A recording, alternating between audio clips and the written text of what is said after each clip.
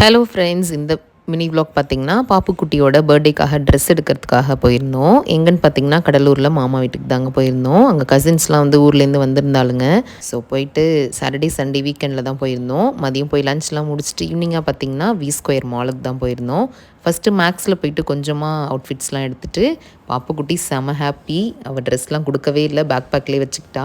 அதுக்கப்புறம் தான் உள்ளே போயிட்டு எல்லாமே சுற்றி பார்த்தோம். நான் இதான் ஃபஸ்ட் டைம் போகிறேன். முன்னாடியே ஓப்பன் பண்ணிட்டாங்க, பட் ஓகே தான். சும்மா பசங்களை கூட்டிகிட்டு ஒரு வீக்கெண்டில் ஜஸ்ட் ஒரு 1 hour வந்து ஸ்பெண்ட் பண்ணிட்டு போகலாம். அதுக்கப்புறமா பார்த்திங்கன்னா ப்ளே ஏரியாவுக்கு தான் கூட்டிகிட்டு போயிருந்தோம். குழந்தைங்க நல்லா என்ஜாய் பண்ணாங்க.